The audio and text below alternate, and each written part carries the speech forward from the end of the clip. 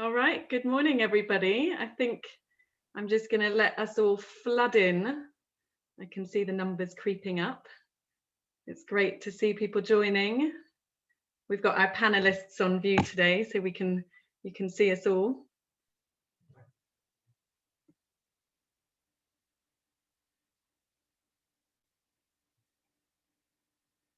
All right, fantastic. Wow, it's really great to see so many people joining us this morning. Wherever you are, it's a nice sunny morning here in Hackney, East London, where I am. I hope it's sunny where you are too. I'm just going to give it another minute while Ren lets everybody in before I introduce our morning event.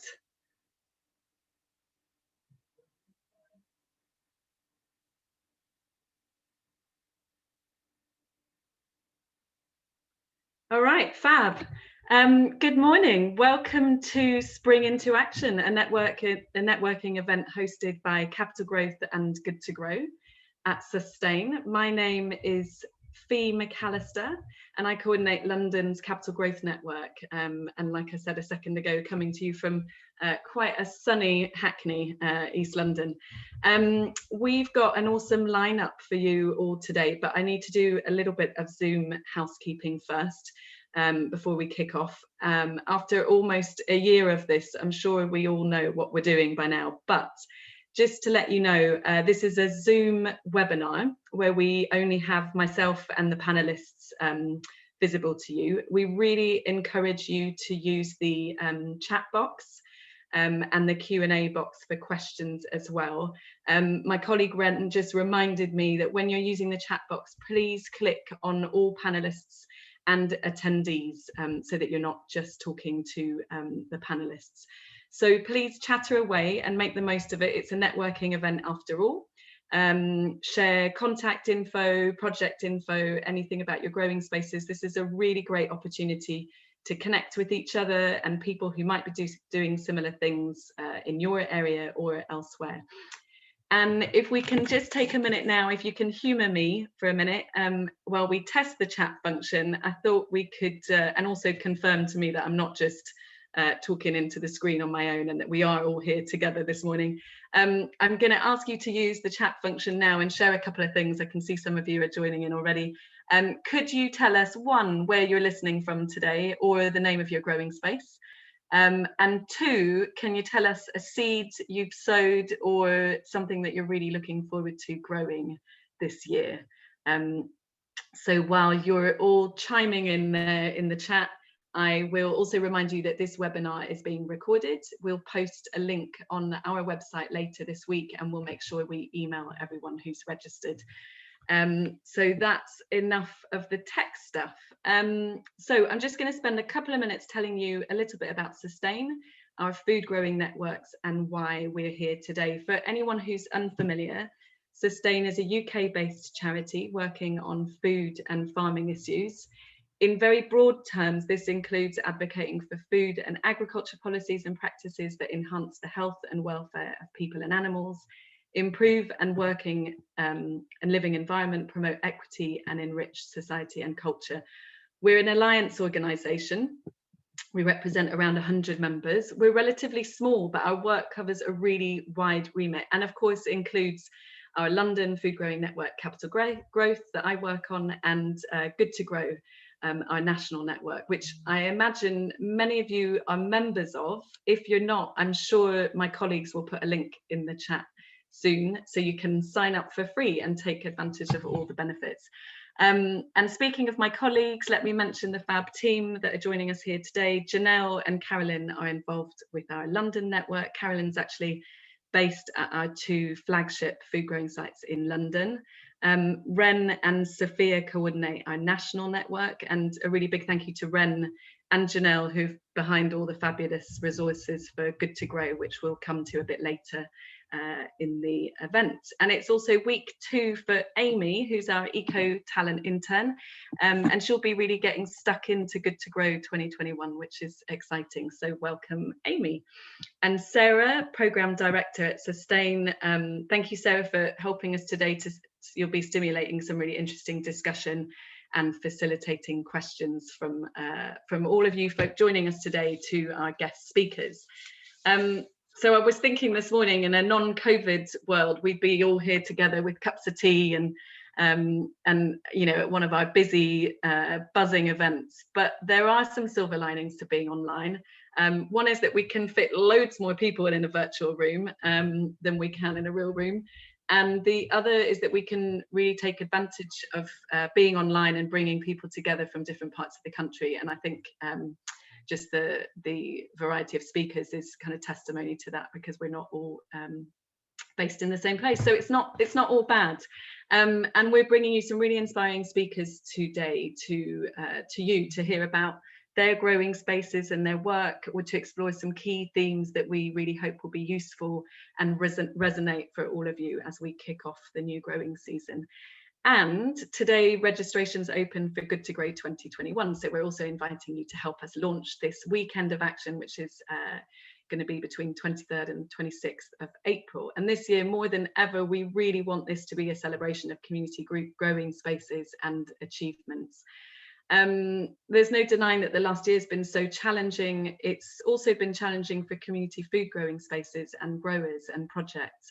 However, we've been really amazed at how much has been going on. There's been a real urban growing revival. People are keener than ever to access nature and grow food, and it's been a lifeline for many through these challenging times. And we've also seen so many examples up and down the country of urban growing spaces showing community resilience, scaling up production, linking up with community groups and growing for their communities, and particularly those folks who can benefit the most from that food. So fascinating times, and we need to be working together to keep this momentum up, to provide opportunities to more people in cities to have access to spaces to grow their own food. But I need to stop talking now, and we need to hear from our guest speakers, because we're in for a treat. I'm going to share my screen very briefly to whiz you through the agenda. Oops, if it works. Hopefully you can see that. As I've mentioned, we're going to hear from our 4 guest speakers. We'll take some questions after our second speaker and again after our 4th.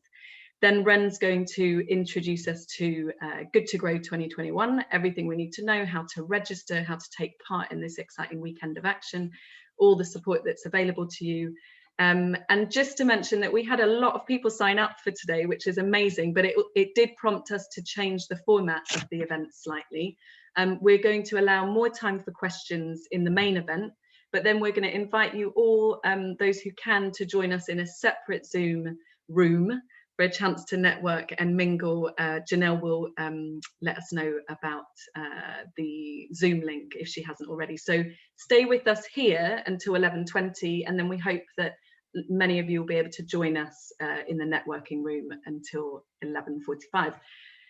So we're going to start by hearing from Tayshan Hayden-Smith, our first speaker.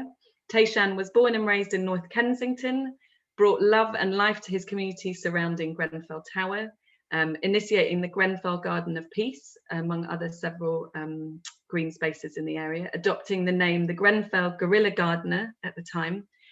Typically known for his interest and career in football, Tayshan is keen to empower young people through gardening and nature, and passionate about being part of a more inclusive environment on the horticultural scene. So over to you, Tayshan, and we're lucky to have you today to talk to us about engaging young people in your garden. Yeah, no, great pleasure to be part of this call, and I'm really excited to share my thoughts and my experiences, even though it's not extensive. And like mentioned, my horticultural journey started in around 2017. Like, you know, not knowingly anyway. I always say subconsciously I've been inspired by nature, and my mum always had a holistic way of living. But I think 2017 made me ask a lot of questions about myself and my community, my roots and where I'm from, and, you know, some preconceptions around some of the reasons why I didn't get involved in certain things and why I was involved in other things. Obviously 2017, I was around 20 years old and probably trying to find my feet in life. And yeah, when Grenfell happened, it gave me, sorry, can everyone hear me? Just making sure. yeah, I think in 2017, when Grenfell happened, it kind of shook a lot of our worlds. Anyone who was in the community, all of a sudden, lifetime kind of froze, and you didn't really know what to do with yourself. And that's when I then turned to more volume. Sorry, can someone just confirm that I'm loud and clear? I need to speak louder. Okay.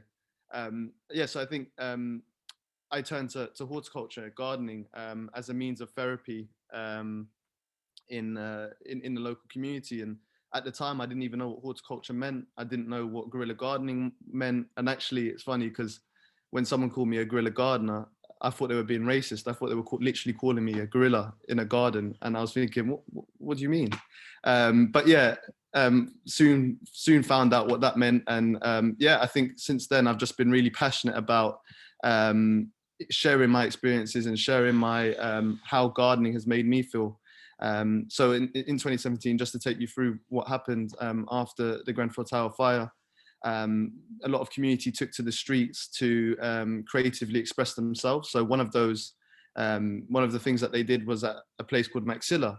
Maxilla is under the motorway where the Westway is, and they started doing art on the walls. And obviously a lot of that artwork was very loaded. It was very expressive, very, a lot of people were frustrated and expressed that through art. So yeah, I'm myself, my missus, and my son at the time, obviously he was about 2 years old. We started doing the artwork, and we then, after a few days, thought this isn't really doing much for us. But then we saw this kind of, I'm reluctant to call it a green space because it wasn't so green, but it was just this barren bit of land that was obviously very pivotal in that space. And we went into that bit of land, and we decided that we wanted to almost we wanted to green it up and beautify the space and give it some, allow residents and community members and people engaging with that space, walking past it, to be able to reflect and enjoy the wonderful therapeutic aspects of nature. And so for me, I didn't really see it as a project. I saw it more as a journey of therapy. It was more therapy for me. There was no Grow to Know, there was no CIC or non-profit. It was all very organic, very natural in the way that we did it. And yeah, so we ended up doing what I then learned at what was guerrilla gardening. So we took over 5 bits of land in the community, and we started greening them up and started, and the way that we resourced that, like I said, we weren't a constituted CIC at the time, or a non-profit or a charity. We literally just, I drove around London asking for donated plants from your B&Qs and your plant nurseries, and fortunately enough they were quite happy to give us the plants, and we kind of freestyled, and like I said, I didn't have too much horticultural knowledge at the time, but I think that was something that was so amazing about it, because there was no barriers to say, well, because you don't have that knowledge at that time, it doesn't mean you can't try and you can't get involved.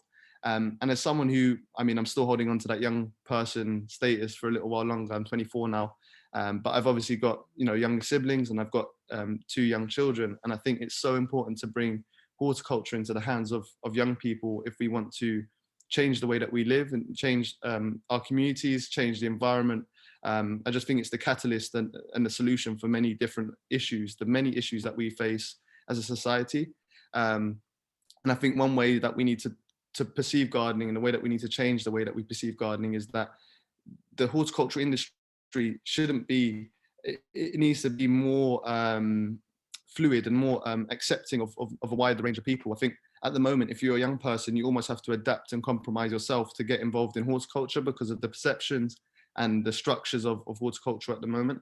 Actually, I think gardening and nature adapts to the individual, and actually some people don't necessarily have the privilege to have, even a garden in London. Some people are lucky to even have a balcony, and believe it or not, some people are even lucky enough to have a windowsill.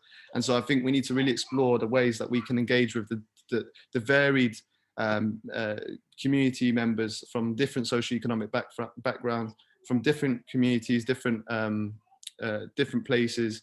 And I think we need to really creatively think about different ways we can engage with people and make it exciting. I mean, I think it's exciting anyway. I don't need to try and prove to anyone that it's exciting. I just think that we just need to alter the way that we engage with people. I do think that technology can be an amazing way of engaging with young people, and like a lot of people are now gaming, and actually a lot of the gaming tech, the people who develop games are now going into architectural and design industries, and I think that's one way to look at it. But I think also, I think gardening makes your soul smile, and I think that's something that a lot of young people are missing out on, just by the way, where they're growing up and where they're living, and where their access to resources and access to information is limited. And I think it should be our duty to fill that gap and create a platform where a lot of young people are able to engage and be involved. Because like I said, I think that horticulture should be at the foundation, and gardening should be at the foundation of anything that we do. I think, when it comes to the food security issues, I think I'd like to see food sovereignty, and I think that horticulture is one way, or one of the only ways of solving that issue. And one thing that I'm really keen on looking at is green infrastructure in the cities, especially being from inner city London in North Kensington. I think that there's so much flat rooftop space. I'd love to explore how, for example, at schools we can have like rooftop gardens where we supply foods, organic foods for school dinners and school lunches. I think that's something that I'm really passionate about. But also the mental health aspects. There's so much pressures on young people, and I can advocate for that as someone who's grown up in inner city London, and I felt all those pressures. And that's not something I want my children to necessarily go through. So I've got quite a relaxed way of looking at the education system, and I do think that it doesn't necessarily touch on things that are quite relevant to today. And I think that actually gardening, nature, horticulture are all things that of course they all basically are the same thing. But I just think that we can approach young people in different ways to give them some sort of therapy through gardening. It doesn't have to be so conscious about, you don't have to say you are engaging in a therapeutic service that is nature inspired. But I think just naturally by getting a young person out in the park or in a space where they're doing horticulture, getting their hands dirty, and I think what you'll find is from a very young age that, kids want to do that. So why are we not using that as a catalyst to get them interested and get them to explore the many ways we can get young people in the horticultural industry. So I think for me, it's something that I'm really passionate about. As a relatively young person, I'd like to see a lot of change in the way that we have a relationship with our land. And as someone of mixed race heritage, I think there's definitely a perception of, especially from all my boys, because I come from a community where everyone thinks football's cool and everyone thinks, music's cool thing to do. But why are we not thinking that gardening is a cool thing to do? Because I could tell you, when I first got into that space and I first started doing what was obviously guerrilla gardening, I kind of felt a bit embarrassed. And I had to ask myself some really deep questions as to why I felt embarrassed. All my boys were like, "What are you doing in the garden? We're used to seeing you on the green of a football pitch, but not on the green of a garden." And I think that for me, like, that made me ask some real deep questions about why am I embarrassed? Why is there perception that, why can't young Black men or diverse people enter a space where they're doing gardening, doing something that's really positive for both the environment, for the community as a collective, and yourself as an individual? But why do we feel embarrassed? Why do we feel a bit ashamed? And why are we reluctant to get involved in that thing in horticulture? And I think that there are definitely some perceptions that we do need to break down. And there needs to also almost be different lanes that we can create. I think there are already established organizations that obviously lead in the horticulture industry, but I do think there needs to be different options and representation for young people to feel inspired and empowered so that they can relate and get involved. Thank you, Tayshan, so much. There's so much lovely comments and feedback in the chat, so be sure to take a look. Thank you for sharing so honestly about your experiences and your insights. I think it's really great that you've kicked us off this morning with your talk. And just spotted that Supinder, who's involved with the community garden at Hounslow Gurdwara, would very much like to see "Gardening Makes Your Soul Smile" on some t-shirts soon. So I think you've coined that for us there, Tayshan. Yeah. I'll drop the our Grow to Know link on the chat now, and yeah. Thank you, Tayshan, and we'll come to you in a moment with some questions. So don't worry, if you want to hear more from Tayshan, you'll have a chance in just a moment. But I'm going to introduce our second speaker now, Kieron McGlasson, who's the director of Sow the City, an award-winning Manchester-based social enterprise with the mission to empower urban communities to grow and live sustainably. Growing was a really big part of Kieron's upbringing, growing up in the Lake District, and after moving to Manchester for university, Kieron spent 9 years in the regeneration sector before finding his true purpose in life for people and planet in Manchester's vibrant social enterprise sector. He now combines his passions for food growing, his environmental conscience, and his work in community development to help create a happier and healthier city. So I'll hand over to you, Kieron, to talk to us today about keeping garden communities connected and engaged remotely during COVID, something I think a lot of us have found challenging over this period and can learn from you about. So over to you, Kieron. Thank you, Fee, and good morning, everybody. Can you hear me okay? Thumbs up. Yeah, all good. Tayshan, that was absolutely fantastic. I loved listening to you. What a rewarding way to spend a morning. It was really, really incredible stuff you're up to down there. We'd love to come and see it sometime, and please accept a return invitation to come up and see us in Manchester. I think it's about hour and a half, 2 hours now or something like that. So let's get that sorted when we can. So good morning, everybody. You know, Manchester, home of the world's first passenger railway, the world's first public lending library, the suffragette movement, latterly Acid House and the whole rave scene in Manchester. But what I'm here to talk to you today about is growing Manchester. Perhaps not as world-renowned yet, but in terms of its positive impact on people, communities, and the city as a whole, I think it's immeasurable, the positive social impact it has on people, and by far equal to what the previous movements I've mentioned have done.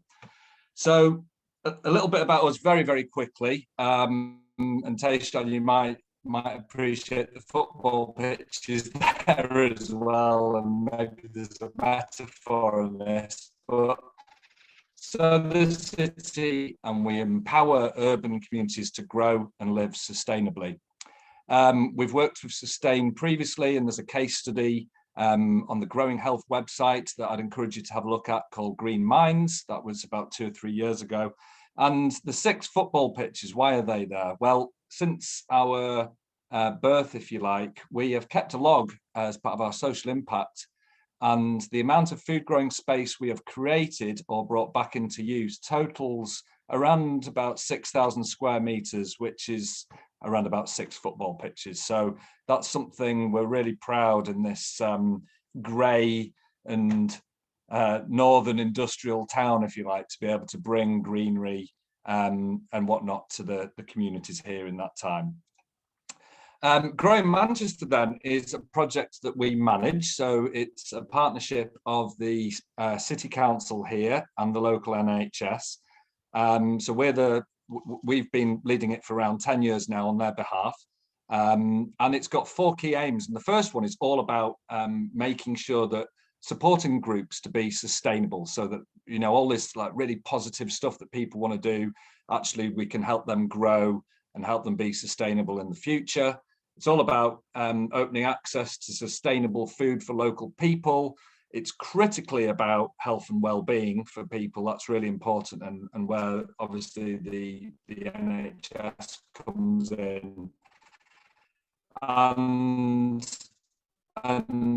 lastly, of food on climate change and things like that. So that's something that we're really passionate about. The network itself, well, 9 years ago, it had five or 10 groups on it. when I joined Sow the City in 2014, I think it had around about 30 groups on it, maybe 40. We've now got 120. I need to amend that actually. Another group joined yesterday who are turning an old bowling green into a new food growing space. So I need to up that a bit. And we reckon there's about 1,200 people directly involved in food growing and community food growing in Manchester, that are on Grow Manchester. There's clearly many more, but then there's obviously the wider community, and it's a hugely diverse programme. You know, Joe Blogg's community groups, schools, hospitals, homeless centres, recovery groups.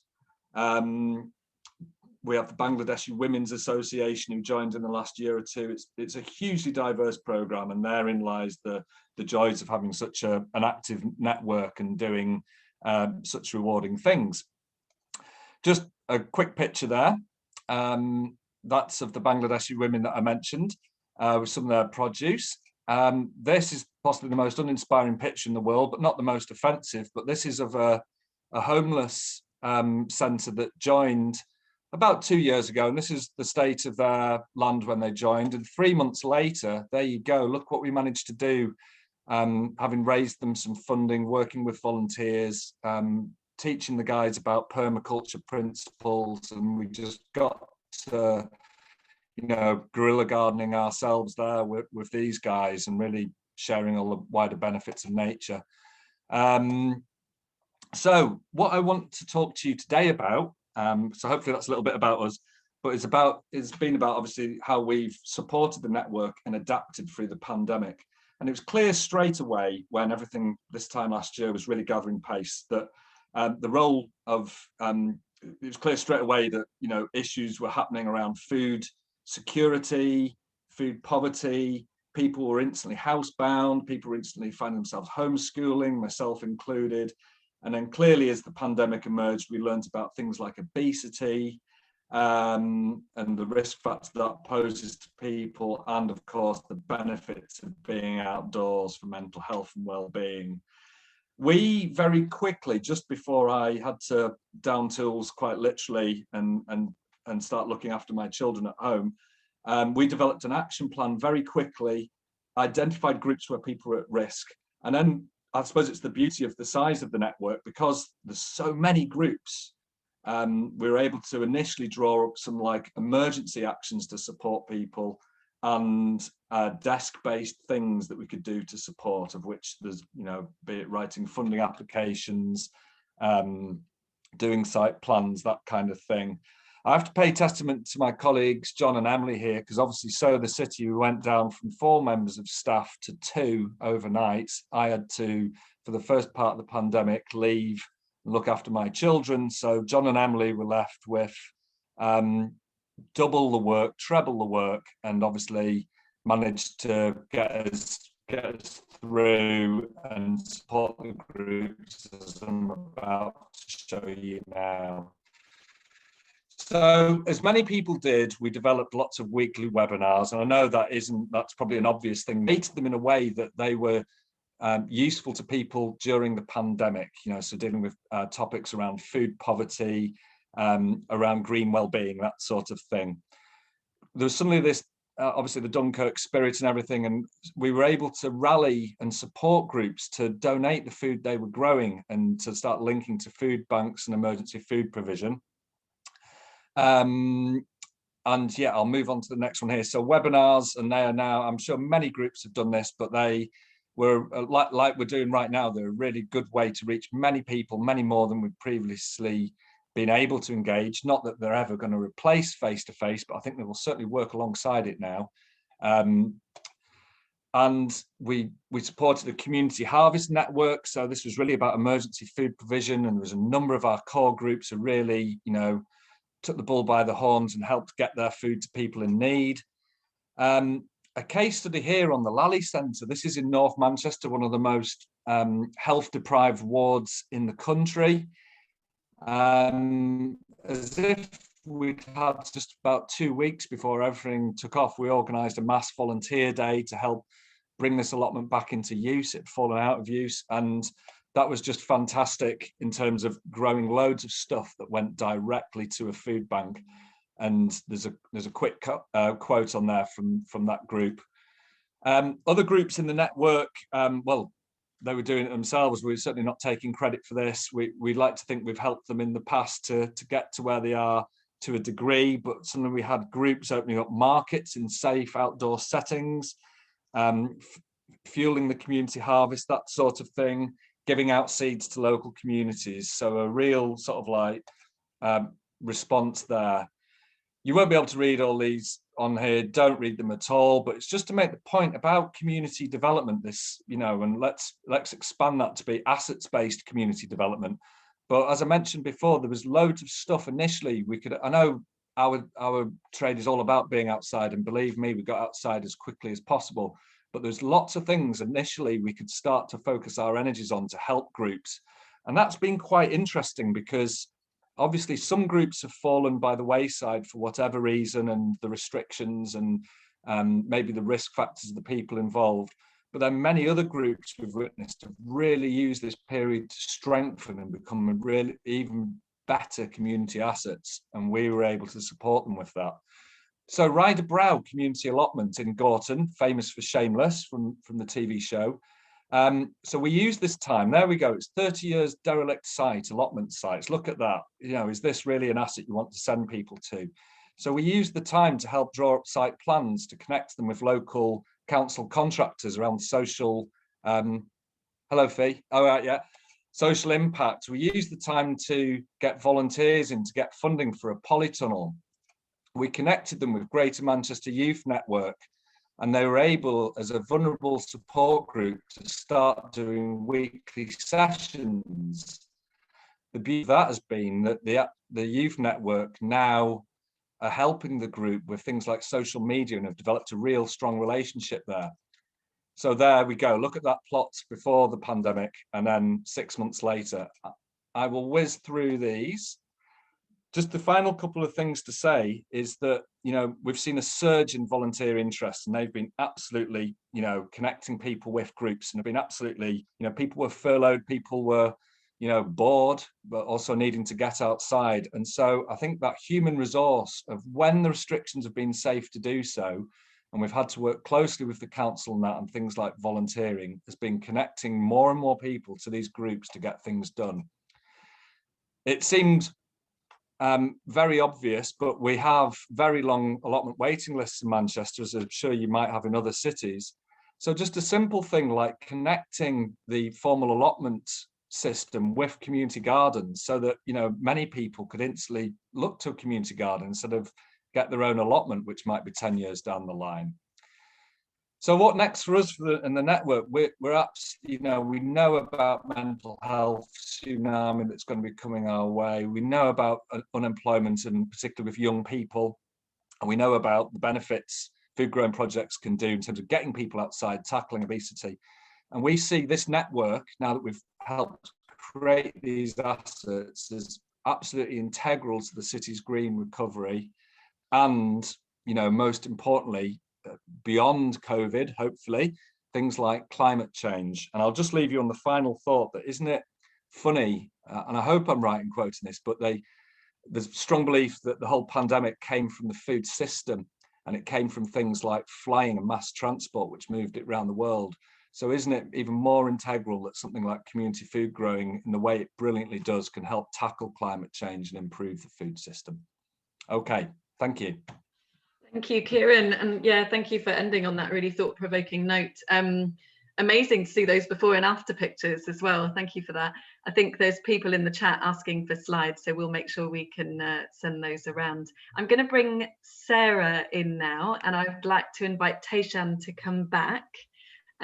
Just before we hear some of your questions, can I remind everybody to, when you're using the chat function, do use all panelists and attendees, particularly if you want, yeah, so that everybody can hear what you've got to say. Is Sarah here? Yeah, I'm here. Yeah, great. Fantastic. Okay, over to you. So thank you for that. I've been looking at responses in the chat and sort of amalgamating the Q&A stuff. But really, I suppose I just wanted to sort of delve in a little bit to some of the stuff that's been raised. I mean, So for that, you'll both know that we are based at Sustain, and obviously, Sustain primarily is a campaigning organisation. What we're looking for is to how do we really make that structural systemic changes that can enable people to live healthier lifestyles and engage with food and farming in a more meaningful way. So there's part of me that's really interested to pick up a few of those first, and then we'll cover some of the other questions that have come up. I suppose one of the things that I was really interested in, Tayshan, was when you talked about the industry. And I wondered what you meant by the industry. Who do you think the players are in the horticultural industry? And I mean, I suppose, a question for us here at Sustain is, who do we really need to get that round that table to challenge? You want me to fire shots? Let's just, shoot from the hip, right? No, but I mean, I suppose it'd be interesting to see what your perception of that industry is. So one thing that like because I've got so I've become very good friends with Danny Clark, who's obviously known as the Black Gardener, black guy with dreadlocks, and he's someone that I've looked up to and I've brought on board at Grow to Know, but also see him as a good friend and as a mentor. And when we first started this Grow to Know journey, I remember having this conversation with him, kind of walking in the community and saying, we're gonna do a Chelsea flower show, and he must have thought I was mad. But obviously the RHS, who are a charity, do the Chelsea Flower Show, and that's only 10 minutes down the road to where I live. And I just thought what that stood for is the furthest thing away from myself and anyone that I know and my community. I mean, I think it's important that we don't isolate ourselves and alienate ourselves from what there is already, because I think that we need to work collaboratively and kind of open communication to say, look, hey, we're here as well. And that's what we've done at Grow to Know. And like just kind of to reference that, like a bottle of water at Chelsea Flower Show, I think I read was like £7, and I was like, that is not going to welcome anyone from my community at all. And that's like one of many things. So what we did was we managed to we started communicating with the RHS, and they were really keen to get us on involved. And so I think this year we're looking to build a Chelsea Flower Show garden, which will then end up in our community. So rather than it, we're building what's going to be called the Mangrove Garden. So paying respect and honouring the Mangrove Nine, who obviously are based in North Kensington, and came up against lots of police brutality, and managed to fight in court and prove that the police were institutionally racist. And I think that there's and that instigated a lot of change, and a lot of change for who I am and where we are today. So I think it was really important that we use gardens not necessarily just as a luxury, but as a necessity and something to share information, to educate, to empower, to inspire. Sorry, yeah. No, I was going to say, I think, definitely over the last year, we've seen that, suddenly the work we're doing felt like a bit like a nice to have. And now it's very much more like this is a need for many communities and many groups. So that's really interesting. And I'm really pleased that the RHS are engaging in that. And we've got some links in other bits of the RHS. It's a big organisation and a big institution. And I'm not sure if anyone's here today from the RHS, but I'm sure there'd be many ways to take that up.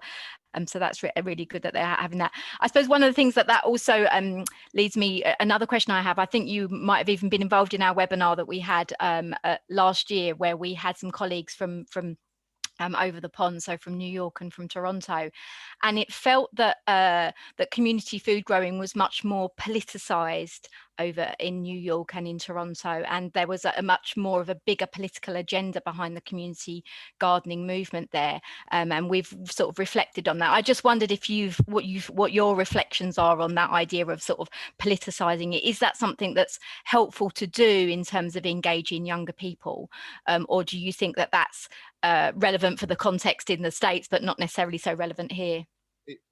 For me, it's very relevant. I mean, my way of getting involved in gardening was, after witnessing and being in the community of Grenfell and seeing what happened there, and that is very political. That is, everything is political. And I think actually, if we can take the power into our own hands to kind of source our own organic foods, I mean, if you look at the divide between North Kensington and South Kensington, the divide in wealth, the divide in the environment and the air pollution and everything, really, there's a massive divide.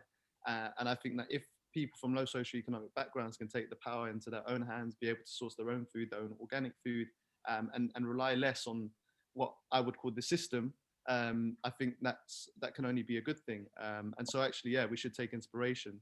I was fortunate enough to have a conversation with Ron Finney. I think someone mentioned that, and I'd be really keen to work with him in the future. But he was, I think he's great, and I think definitely we should take inspiration from that. You know what? Let's do it for ourselves. Let's do something positive. Let's get together, and let's create a model that we can, rely on ourselves a bit more, be a bit more self-sustainable, and take the power, so to speak, out of the main game players' hands. And so I think it definitely is a political.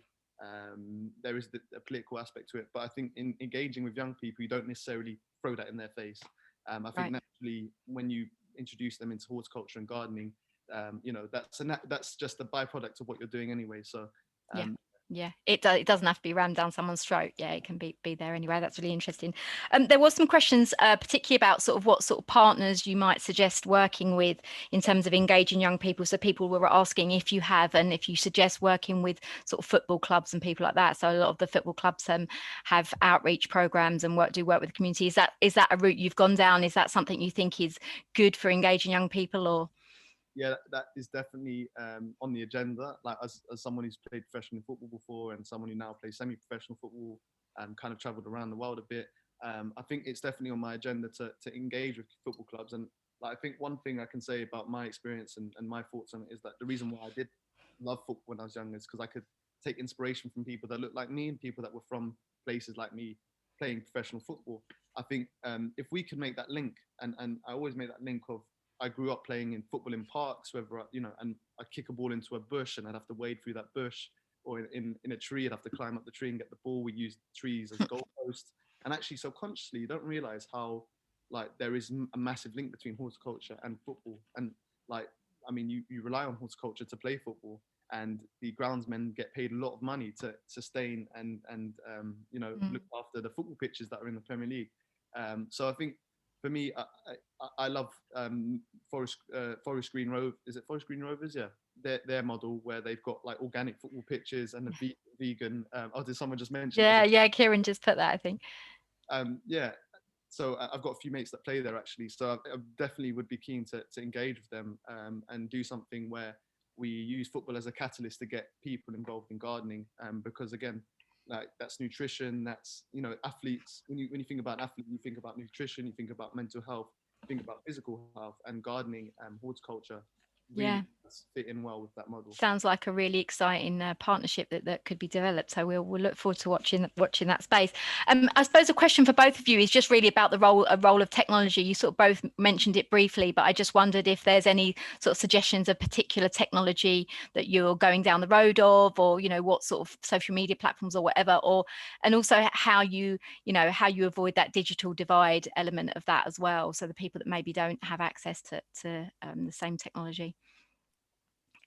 Kieran, do you want to come in on that? Yeah, sure. I was going to say, I think what we sort of almost kicked ourselves a little bit, and because we did everything that's our very hands-on nature, and I think what a lot of people want in our sector is obviously face-to-face and out and about, but what a perfect fallback, given the circumstances, the webinars were, and they were hugely successful, and a bit like today, as you made the point, we were able to reach so many more people.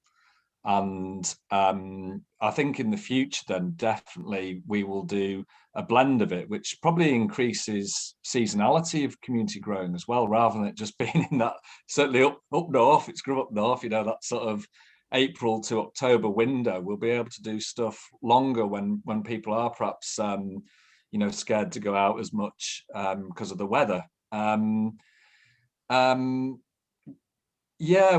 sort of even at the moment, we're developing sort of growing at home kits for isolated people, like different things that can be dropped off with housing providers. And, there's a role for technology there, even if we do sort of learning workshops, with people over a laptop, or even sort of text message reminders, that sort of thing, and because I think texts are quite popular now, even with quite a lot of older people as well. I get my grandparents texting us and stuff like that. So that's sort of weekly sort of friendly sort of reminder or something like that. social media as well went through the roof with us, you know, in terms of popularity. We'd always struggled a little bit, just sort of like getting out of our bubble of growers. You know, everyone was like doing what they do actually on sites. And then I think when everything went on and we were able to direct people to knowledge, I think it's because people had the time, didn't they? A lot of people were sat at home wanting to get outside, but just didn't know where to start. And obviously the Good to Grow map, you know, is really, really important for that. And so we've spent a lot of time keeping that refreshed. Manchester, you have to do it quite regularly. I think, sorry, Fee's jumping in here. I'm so sorry. I'm going to have to move us on. This is so interesting. And there are lots of questions coming in. There's a few more there for you, Kieron, as well. I was going to say, there is some questions in the Q&A box, so you could type those answers directly if that's okay. And I think what I'm really sad with you, I'd love to talk to you both of you, a bit more about social prescribing and mental health and how we really access that. I think there's some really big opportunities for the sector. And I think it's about sort of hitting, you know, there's all the work that's going on the grassroots, but for some of our roles and organizations to really push it up the agenda. So hopefully we'll continue that conversation, but I'll hand over to Fee before she has a wobble. Thank you. Okay, but thanks so much. My timekeeping skills are not looking good at the moment, guys. So I'm going to make a suggestion. There's so much to unpack and there's so much useful discussion here. So I'm going to suggest that we extend the main event to 11:30, which was originally on the agenda, and hopefully that will work for you. For you all. I'm going to move on to our third speaker now. Thank you so much again to Kieron and Tayshan. But yeah, let's move on to Arlene McKenzie, project manager at Ubele. Arlene has an academic background in education and community work and working experience in Caribbean cultural and heritage tourism projects. She's the project manager for the newly formed Rootz into Food Growing programme with Ubele, and is here to share with us about the vision for this project, aims and objectives and implications for us regarding diversity in business of cultivation, production and marketing in the food chain. It's really exciting to have Arlene here today, not least because she's launching their Rootz into Food Growing project today. And I know, Arlene, you've got your event later today, so we're so happy that you're able to make it this morning and hear more from you about this really important programme. So over to you to introduce us to Black Rootz and the Rootz into Food Growing programme. Morning, Fee. Can you hear me? Yeah, great, thanks. So before I even start, let me just comment on my fabulous background, which is done by Javi Huxley. We are getting together to launch the Rootz into Food program. We're not quite ready, so we've postponed the event that was scheduled for this evening, and we're putting it onto next month when we feel that everybody will be in a little bit more of a sort of position of readiness and gathering. So I'm sorry about that, but we know that we'll come back, and come again and come back better next time. So just a little bit about Ubele. Ubele is CIC, will soon be a CIC, and we're concerned with mostly, and I'm going to use the term Black, mostly with the spaces, both tangible and intangible, that is held by the diaspora communities from the African, Caribbean, Asian, and other minority groups. So this is stories that reflect our creative heritage, our cultural heritage, built heritage.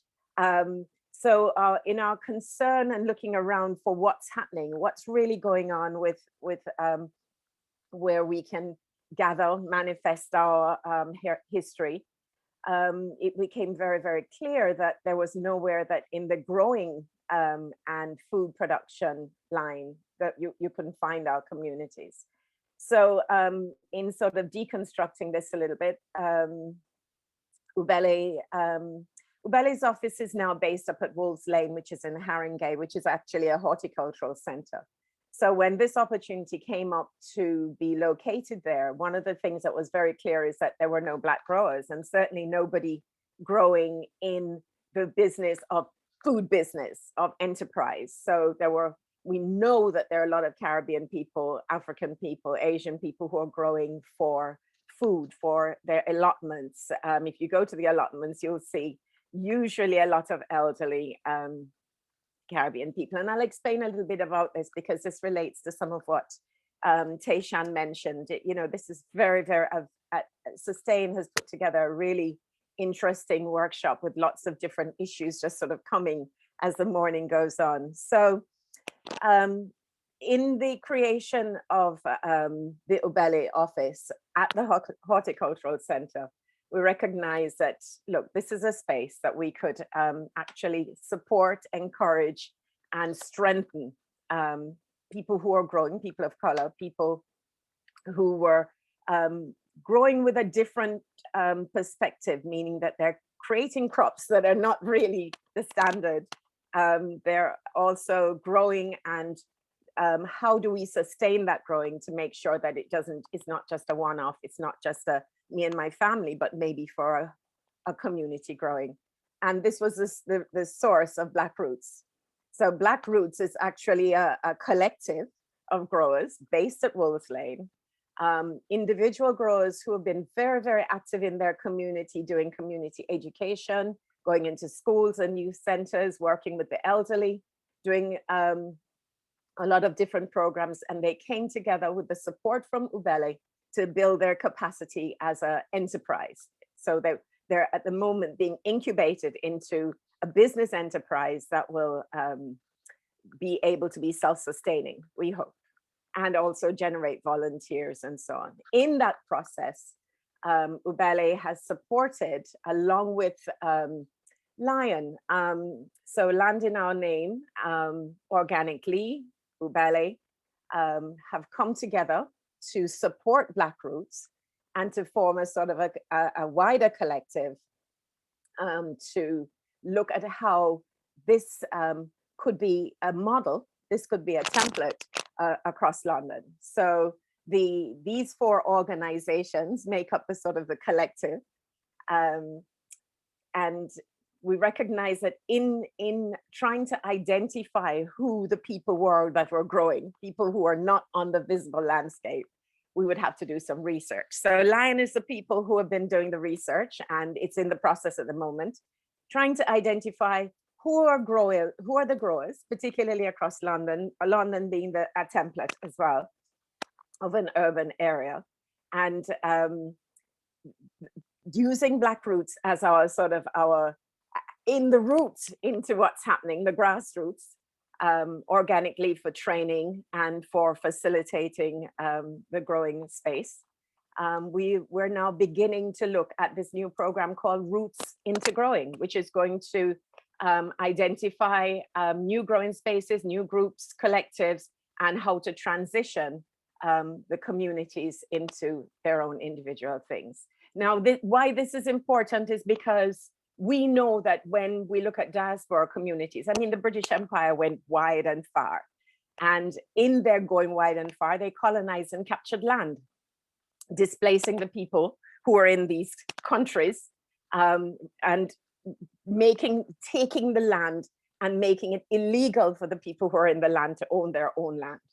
So in the reverse colonization, where people are looking to the motherland for whatever reason, the chaos that has been created across the world based on a lot of this, people are now coming into this space and making the spaces their own. The thing with land is that land is where food is grown, and diaspora communities have very little access to land. And so the importance of that is that we need to feed, we need to buy, we need to eat as humans. So we're looking at the relationship between people, humans, and how we actually strengthen ourselves, our mental health, our physical health, and eat in a way that we've been used to eating. When people came from the Caribbean, and I can speak specifically for that, the embarrassment that Tayshan is speaking about is that you're coming to improve your life. You're not coming to go back to the plantation. You're not coming to go back to crops and all the Americas was built on sugar, tobacco, agroeconomy. People were brought into the Americans based on an agroeconomy. They were brought, their lives were decimated, identities removed. Growing was seen as the lowest form of anything. To improve yourself was to get your hands out of the dirt, to get away from, So even though we know that this is the thing that food sustains, and it was in fact food, the agroeconomy, that enabled our ancestors to be able to buy freedom, to be able to survive through the ravages that came one after the other at the end of slavery, at the end of colonization, if you like, and to be able to stand on our own feet. But at the same time, getting away from the dirt was very, very important. So it's not seen as a mark of success if you say you're going to tell your parents, I'm going to farm, or I'm going on to the allotment. So consequently, a lot of our elder people are in the ones that are in the allotment and not the younger people. This is a problem because we're now looking at eating in a specific way, our elders eating food that's not always available, fresh, organic, prepared from the ground, and Roots into Food Growing is a program that attempts to identify where these people are, how we can get them growing together, and how we can turn what's being done as a sort of a hobby, as a individual, family, immediate community into a bigger enterprise growing. It's a 16-month program. It's funded by Farming the Future. We will have lots of volunteer opportunities once we settle down. And I think by next month, we have a wonderful coordinator. We've just appointed, her name is Pauline, and she'll be coming around to speak to many people, to make the links. We're building the network. We recognize that this is about network building right across the board along the food chain. So it's deep as well as wide. We are confronting mental as well as all the social and societal, as well as the economic issues surrounding how we, as people from African Caribbean descent, people of Asian descent, people who are minorities in an area where land is an issue for us, both here and at home. So we have to look at the impacts of when you go into somebody's place and you say, this is mine, I'm going to take this land is, you have now displaced the community and made them, transform them from being their own owners of their own identity, their own ancestral heritage, and made people employees and subservient, and taken away a lot of what belongs. So we're talking, this Roots into Food program is looking at issues to do with Indigenous land ownership, to do with people in the diaspora owning their own space, their own health, their own mental health, and their own history and heritage. So it's an opportunity to have all these discussions across the board, and we're really excited. Working with Black Roots, which is their own thing. We're still incubating, so they will be soon registered and delivering food that's unusual, and running workshops that are teaching on areas that are not standard, are not through the food, explaining to people culture, heritage, and the diversity of the land. So thank you. Thank you so much, Arlene. I feel like we need at least another couple of hours. Sorry, did I go on too long? No, not at all. We just need longer. And yes, I think today is testimony that we're all chomping at the bits to learn more from each other and hear more from each other. And we're really excited about the project and really looking forward to supporting it. And I know that everyone on the call will be keen to find out how it goes. I'm going to hand over to Annie Wynn now, who is founder member of Let's Grow Preston. Annie has 10 years experience of running community gardens and voluntary gardening activities, and is the development director now, where her main duties are to run the charity and look at ways to develop income streams. The charity supports a network of community gardens across the PR postcode, and runs 2 sites. They offer bulk buying, discounts, advice and workshops, as well as providing umbrella public liability insurance to members. So Annie, we're going to hand over to you to talk to us now about your experience of offering employment and training pathways. And just a reminder to everybody that we'll bring Sarah in following Annie's talk, so that we can have a bit more discussion with both Arlene and Annie.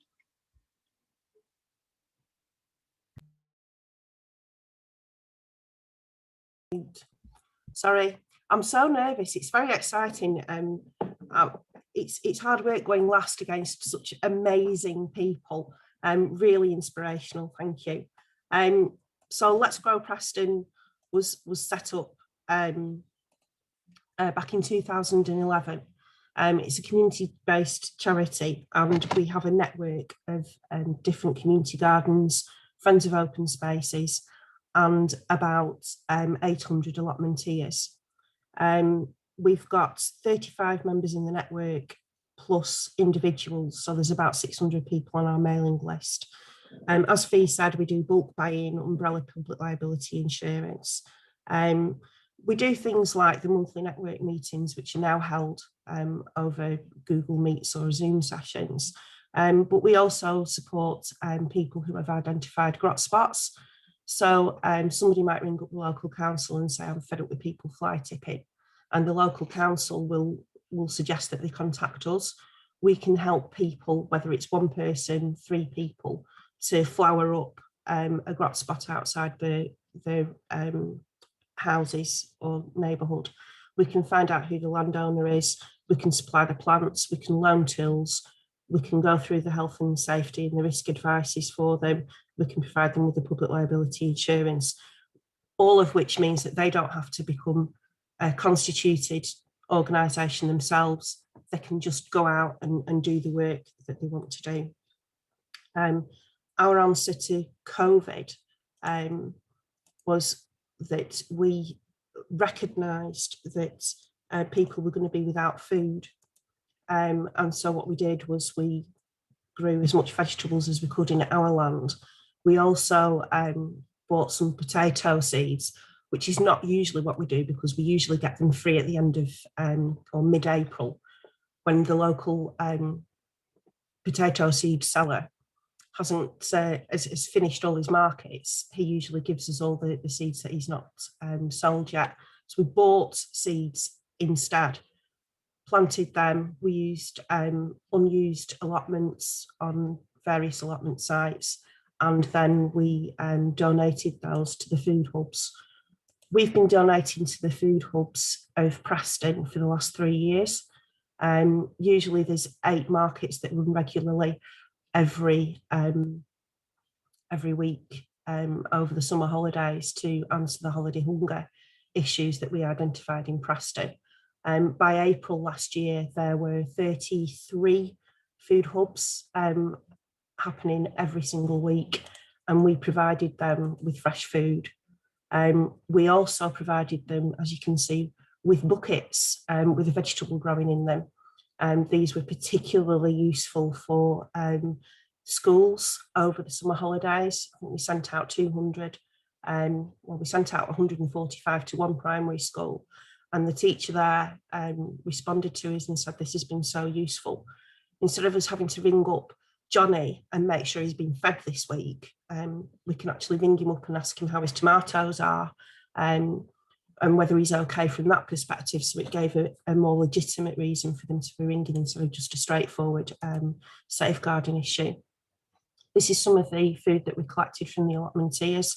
This would be probably half the amount that we'd collect every week from the different allotment sites, because we've got a van. And then that gets shared out to the various food markets that wanted fresh food. I don't know about you lot, but we found that some markets actually don't want fresh food. Their customers don't know how to cook it, or they don't want to cook fresh food. They just want the pies and the chips and things like that. What we've been doing over the last 3 years is working with other organisations that will actually show people how to cook, that, you know, you can grow fresh food just like these kids are doing, the plants that we've donated, and that you can actually make a meal for a lot less, make it go further, and you can just crack on that way. So there's different ways of doing it. As you can see, we also grow a lot of plants. These plants are used not just for us to make a surplus, but for us to be able to actually provide to community gardens and to community groups. So they have activities each week for the staff or for the members.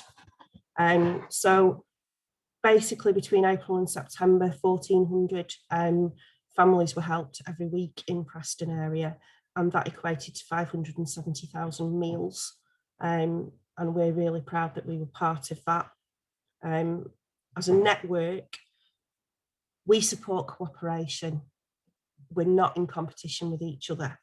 We celebrate our uniqueness and we unite around our commonality. I think that's really important. Preston's such a small place. If we all started competing for the same food markets, for the same activities, we won't be able to do anything. And so we encourage cooperation. So if you're good at that, you do that, we'll do this, you do that. We've also got a pizza oven, which is fantastic because that means that we can usually, when there's no COVID, get around it. And in particular, there's a lad down here on the floor with the Lancashire Wildlife Trust emblem on. He came from Let's Grow Preston. So he was introduced to Let's Grow Preston, having been on a sort of forestry mindfulness course, and that's fed through to us by Lancashire Wildlife Trust. They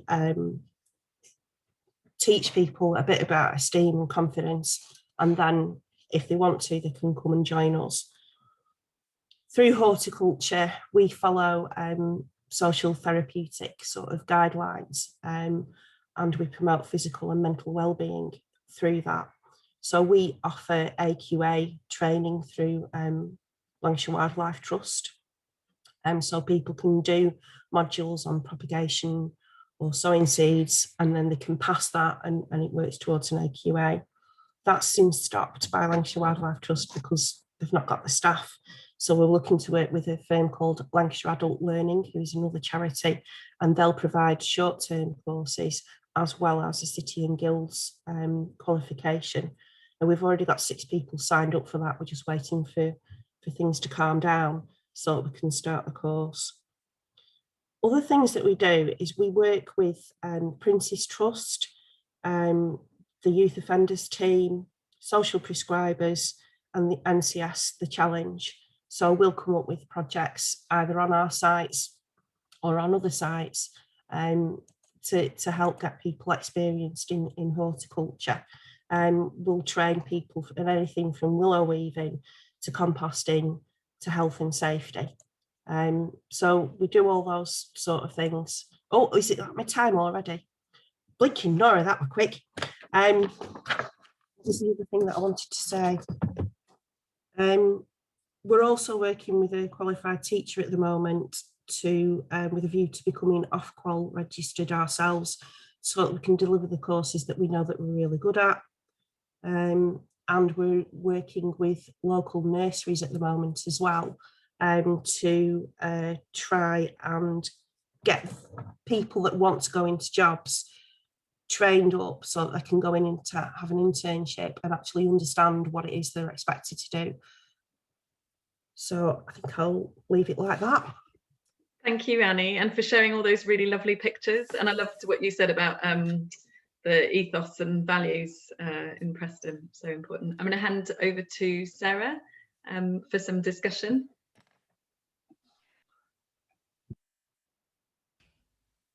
There we go. Yeah, thank you both for another set of really great presentations, and yeah, it's frustrating to not be able to let you both carry on talking. Arlene, I was really struck by this notion, and I've heard you you speak of this before, but I just wanted to highlight this notion of people wanting to get away from working on the land, and this notion of sort of aspirational being sort of stuck in a it's some other office somewhere in an ivory tower, I don't know, but I thought it was quite interesting, and I I sort of thought, I was reflecting about how it also seems to relate to farming, and often farmers' children don't really want to work on the land. They, might go to agricultural college and want to sort of rise up the ranks of agriculture, but actually that sort of notion of getting your hands in the soil, but we know also that the huge benefits. But I mean, do you think that that's going to change with, hearing Tayshan speak about younger people? Do you think that that's going to change? Do you think people, and what do we need to do to sort of change that perception? Or is that something, again, we need to let happen organically? Well, I think Tayshan's response was great in that you have to get into the schools, you have to show the benefits. Why do it? There have been so many negatives about why not do it. I think start young, start getting people involved in it. And a lot of our young people are driven by materialism. So why? You have to show where the financial, economic benefits are in it. And I think also mixture, introduce the technology. There's a lot of technology in farming.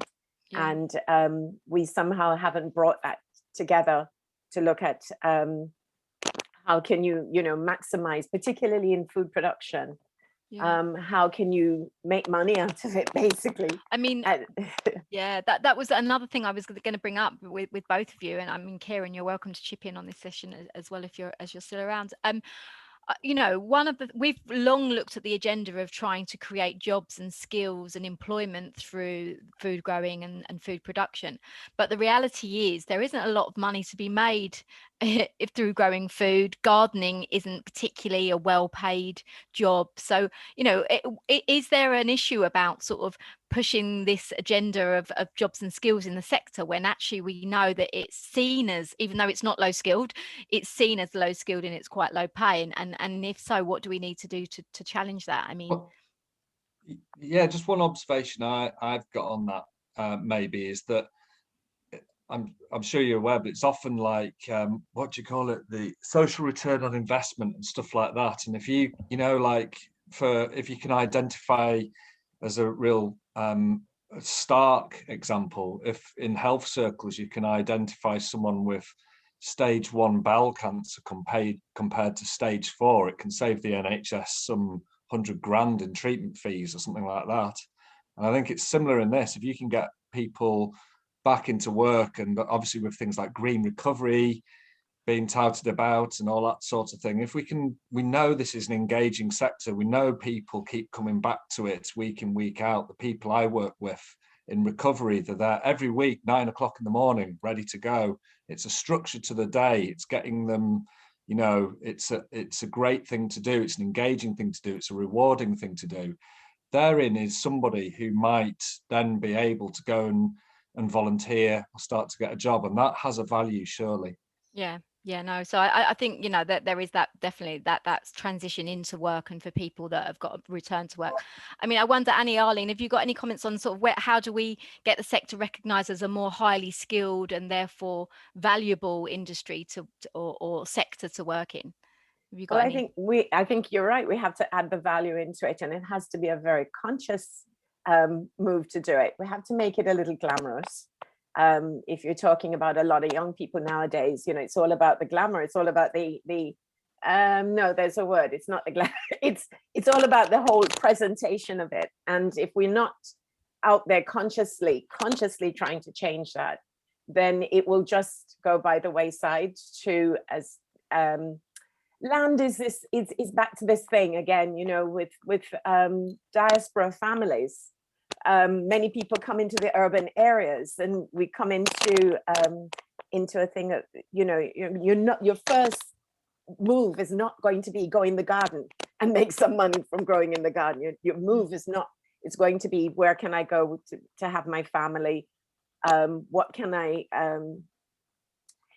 I've said to people, where do you find a lot of young people growing? And it's in the whole area of marijuana. I'm sorry, I have to bring it up. It's in the area of psychedelics. It's in the area of mushrooms. It's in these areas that we've deemed outlawed, as an area. I'm coming from a country too where we've just decriminalized the whole thing of growing. And suddenly there's this whole mushroom of young people, old people, everybody growing and finding all sorts of derivatives from from marijuana and this and that, but it's big business. Yeah. It's not small business. I remember seeing a hydroponic, I live in Walthamstow, East London, and seeing a hydroponic shop on the high street and thinking, oh, that's really interesting. And then I went, oh, I know why that shop's there.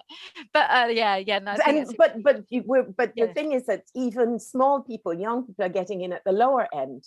At the upper end, you've got these huge corporations that are doing big money out of crops, and so it's how to. We can't even get our hemp farmers protected. Is the irony of it. But it has to be conscious. It has to be. Yeah, so Annie, if I can come back to that. Fortunately for us, Lancashire's quite a big growing county, so we've got lots and lots of growers around here, and what we encourage people to do is find their niche. We can give you practical gardening skills so you can go out and become a self-employed gardener. We've actually got a lad that had work experience with us for a couple of years and now works on his own. He's got still quite high anxiety, and so he picks and chooses his customers, because all he wants to do is mow the lawn, trim the hedge, weed. He doesn't want to do anything else, but he's happy with that, and he's actually making enough to survive off that. When you're looking at making money, there is so much money you can make in horticulture, and not necessarily with hydroponics of any sort. But we do Southport Flower Show, which is like the northern answer to the RHS shows. There's 50,000 people attend that over 3 days, and we always build a garden. And that shows people the diversity of the different people that are building gardens, the skills that they've got. We can go through all the different hard landscaping as well as soft landscaping. And then we try to get them into local nurseries as well, so they get a bit of work experience, even if it is just methodical potting on. But when you take a cutting and you see the profit margin in that, and then you look at what other people are doing, there is the potential there. And especially this year and next year and for the next few years, there is such a need for people to know how to be able to grow their own. Yeah. And we are. Kieron said himself he's doing the growing kits and things like that from home. We are embracing that opportunity, and there will be more opportunities as we go through this, for not just retraining but for employment. A lot of the northern growers rely on people coming from Europe to do the harvesting, and it's really hard work. It's really good pay as well. And so trying to get people into that and have that experience is for us, we see only opportunities. Thank you. That's really positive to hear, because it's nice to know that we're not setting people up to be in sort of low paid work. But I do also think there's something about the professional development. Like, I think as a sector, we're sort of coming of age, and we need to recognise what are all the different career paths. And me and some of my counterparts on the Working Party for Capital Growth have talked about this in terms of community gardeners. Like, there should be maybe a standard of like what's the skill set, what should you be paid, and trying to get people to recognise that it should be a paid role, and it's not just a volunteer role as well. So I think there's some interesting work that we could collectively do around sort of professional development within the sector, and what all the different career paths are. Okay, I think we are again out of time. I would love to have asked you more, Arlene, about how we help to make sure that are the doors open, and how do we push on those doors that aren't open. What do we really need to be doing as a movement to make sure that access to land is equitable and fair, because it's such an important issue. And it's not just the conversation today. I know that yourself and Fee have been talking about this in other sessions, and so I'm sure this isn't going to go away, which is really important. Great. I just wanted to add on to Annie's point, this thing about migrant workers and apple pickers or farm workers. It's a very, very negative, seen as a very low kind of entry, a way to get work abroad. But it's one within our communities that farm worker is not seen as positive, and it's very low pay and very oppressive. And partly due to what we'll pay for our food. So yeah, I mean, food is so cheap that, the pay up the chain is low. Anyway, Fee, I think we have to wrap up, and we've got one more agenda item. So over to you, and thank you again, everyone, for your contributions. Thanks, Sarah. I'm going to invite Ren to join us because Ren's got some exciting news. We're launching Good to Grow 2021 today. Registrations are open, and Ren's going to take us through it all. Are you with us, Ren? I am. Can you hear me? Yeah. Brilliant. I will whiz through this because we've had such amazing presentations, and this is a bit more functional, but it's the reason we put on this event is because we want to launch our Good to Grow event this year. Traditionally, this has been a celebration of community food growing across our Good to Grow network, which is the national network, and Capital Growth, which is the London network. And it's basically an opportunity to start the season. It's in April. It's 23rd to 26th of April this year. And pre-COVID, this was an event where it was a chance for community growing spaces and individual growing spaces to invite people to these spaces to build raised beds and start growing new seeds and lots of exciting things, meet new people, new volunteers, other volunteers.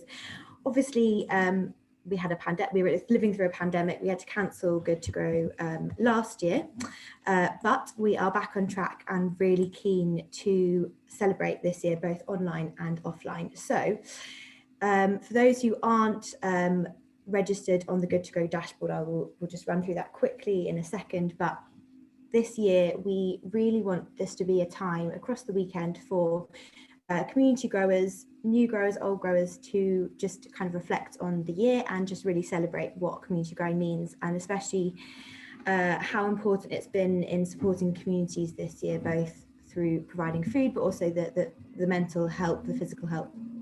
So on the website, there will be access to things like press releases for you to tell your kind of local news, what's going on, social media toolkit, lots of ideas for both online and physical events, and then various safety documents. So if you are going to run a physical event, sort of COVID guidelines, including signs that you can print off and things, health risk assessments and all that, very important stuff. So head over to Good to Grow UK as the website. goodtogrowuk.org, and there'll be lots of information there. If you aren't registered as a garden yet, head to the website, and I've done a really botched job of highlighting, but register your garden here. If you are already registered, you will be able to find on the dashboard the resources for Good to Grow Day. So head on there and you'll get to access. There's lots of downloadable PDFs that you can access. And then once you've run through that and decide kind of what you want to do for your weekend of events, there is a section on the website where you can register what you're going to do for your Good to Grow Day. So head on to there, click on sign up, and then you can type in kind of what you're going to do, a vague description of what you're going to do, and then there are various options, click boxes of the type of events you're going to run. This is just so that on our website we can then show the world what is going on in Good to Grow across that weekend. So I just put on one here, the little red dot, that is now on the map. So once you register what you're doing for your Good to Grow Day, it will populate on the map, which also means if you are a volunteer, you want to get involved in your local community growing space, you can head onto the website, head into the map, see where your local community growing space is, and check out what's happening in your local area and what you can get involved in, both online and potentially physical, depending on what that community growing space is doing.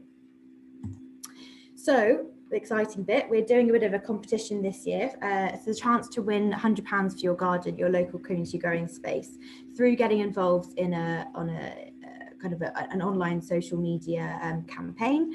So we're asking you to put pictures online of you. It can be during this event, it can be in run up, it can be a historical photo, but it's you or your community growing space, and hashtagging Good to Grow 2021. Tagging Capital Growth if you're part of London, and tagging UK Good to Grow, which is our shiny new Twitter, which Amy, our lovely new eco-talent intern, has set up.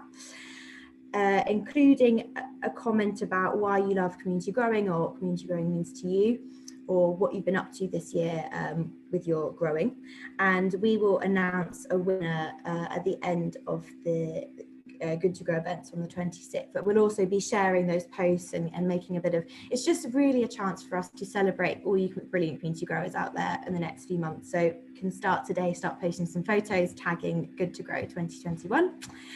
I just thought it would be good to have a little bit of an example. So sorry, Annie, I put you on the spotlight. Annie sent me a brilliant quote. And so if you want to kind of make a Twitter card, you could do that. Or if you wanted to send us a quote and an image, we could make a Twitter card for you.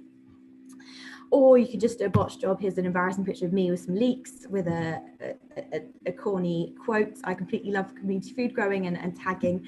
So that way we can start sharing stuff on social media and hoping to get as many images up online. And just a quick thing, a little plug, is another piece of work we're doing is engaging with the local elections, which are happening in England on the 6th of May across over 150 local authorities.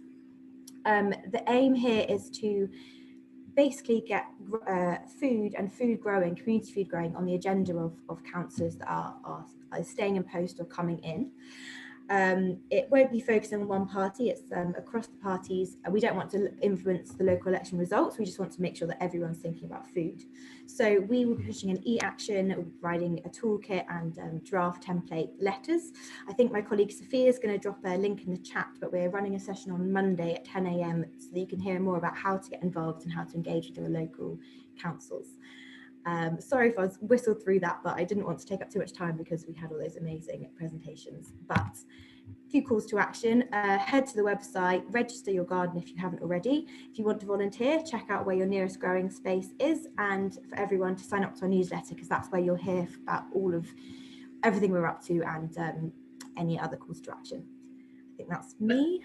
Thank you so much, Ren. That's really exciting. And yeah, I think you've given us a really good flavour of all the support and resources available. And hopefully everyone joining us today will get involved and spread the word and use this as an opportunity to celebrate, much needed celebration, but also to promote all the great work that you're all doing. I just want to say a really big thank you before we close to all of our really interesting and inspiring speakers. Thank you for all your presentations and all your insight. I really feel like everyone is sowing seeds of hope in these strange times, and we need to keep supporting each other, and yeah, really excited to see how urban food growing communities can continue supporting each other and create more resilient communities. Janelle, my colleague, is dropping a link in the chat as I speak. I hope that you will join our informal networking event, which follows this event now. So we're inviting you to join us in another room. We're going to close this event, bring this event to a close. Thank you again to everybody. I can't wait to look through the chat. I think there's just been loads of things coming in and lots of really interesting links. We will be sure to follow up shortly with presentations and other information following today's event. But yeah, thank you again, and thanks very much again to Kieron, Annie, Arlene and Tayshan, who had to leave us a little bit early. And thank you, Ren, for taking us through the Good to Grow weekend of action.